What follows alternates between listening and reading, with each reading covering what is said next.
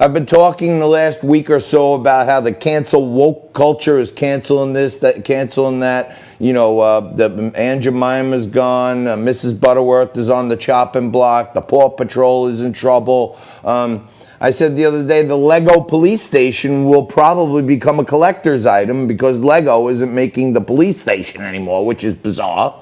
Okay. And just today I read an article that Mark McGwire's baseball, which was once worth allegedly almost $3 million, the price is now fallen off the cliff. But little do you know, memorabilia in quarantine has picked up tremendously. And the godfather of memorabilia joins us again right here. Great friend of the show, Brandon Steiner, is with us.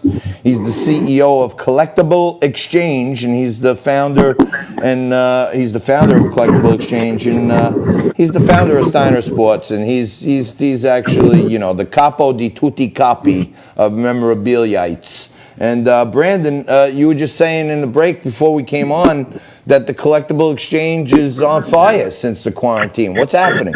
Well, I think it was since the last time I was on your show, everything just blew up, and just, you know, good luck, Sean. I've been begging to get back on your show because I need all the good karma and the good luck. Well, everybody went home on this virus, and you know what you did is your wife went to you and said, clean up your closet, get in the garage, get in the basement. And especially if you're a little older like myself, I mean, we forgot we had half of this stuff. So we have over 60,000 items on Collectible Exchange. We just launched in December. And mainly because so many people have been, you know, downsizing, cleaning up, organizing. And the more, every day, the more outrageous items that come on and the stories around it are just incredible. Matter of fact, I'm starting to do these videos around people that come to me with the more outrageous stories about how they collected this and collected that. So thank you for having me on the program. It's been a good luck sign for me here in growing Collectible Exchange. And I'm hoping that with today, it's even going to bring me more good luck. It's a good thing. Brendan, how has not being able to enjoy sports affected sports fans as it relates to collectibles? Do you get the sense that they're fiending for anything sports related, so they're watching reruns of 30-year-old World Series games and running to purchase sports collectibles, or has there been a decline in interest among sports fans in purchasing certain collectibles? I think it's twofold. I mean, I think we're incredibly bored. I mean, I think we're really missing sports because it's always a good distraction, which is what we desperately need. But also, sports is still a positive. When you think about the great moments, even in your life, the birth of your kids, your wife, your marriage, you know, a sports event or your team is in the Fab Five. So if you can't watch it live, you kind of reminisce about the old stuff. And then you can only watch the old games so much because a lot of us have watched those old games several times. So you start reminiscing in moments. And then you just start playing around with the memorabilia because, you know, maybe the stock market's up, maybe it's down, but you start playing around with maybe wanting to buy some vintage stuff, have some fun, dress up your man cave, which you've been in many more hours than normal.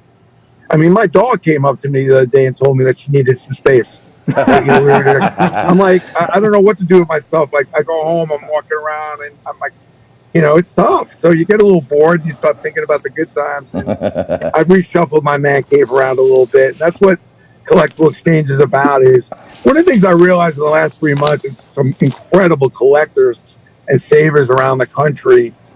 And I'm loving that people can now buy from each other. You can collect directly from each other because there's some really weird, crazy people out there that collect all kinds of things that I wasn't even, as much as I've been doing this for 35 years, I just can't believe what I'm seeing. Yeah, well, listen, I've spent a little more time in my house than I wanted to the last few months, and I can't tell you how many skeletons are piled up in these closets over here. You don't want to go through here. We need to send over the morgue's got to come over. But Brandon, your predecessor on this segment was Barry Goldsmith. He does a segment every week, Funny Fridays. You're keeping right up with him with the one-liners you're dropping on us. But let's just say Corona hasn't been good to you, as good as it's been to the collectibleexchange.com, and you want to get some memorabilia, but you don't want to pay for it. Is there anything that you could do for our audience where maybe they could win something from you to feel like they're part of the party? Absolutely. Well, first of all, I brought a piece of the dome. Now, you know I've sold a lot of bricks. You know I've sold a lot of dirt, and I've sold a lot of grass legally. Because I lift the fields up. So what I do is I lift the grass up on Notre Dame and Boston and I freeze dry it.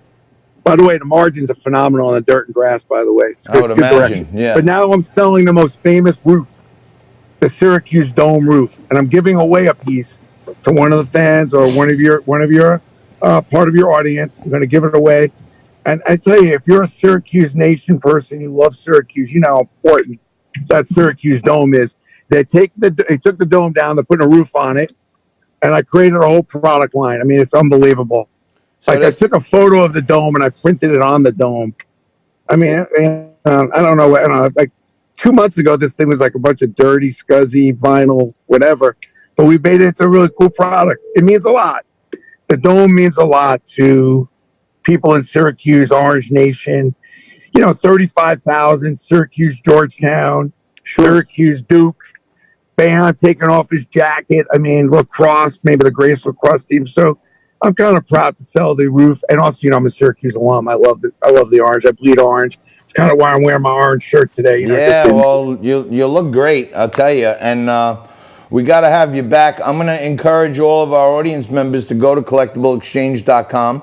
Okay, check it out. There's a little contest going there. One of you could win a piece of the Carrier Dome, where some of the greatest college basketball teams of all time have played, some of the greatest college football players of all time have played. And it was kind of iconic looking from the outside back in the day, Brandon. But I've been in the Carrier Dome a few times, and it was pretty glum inside. But I'm going to... Yeah, when I went to school, I was there for the first year of the Dome, which was incredible.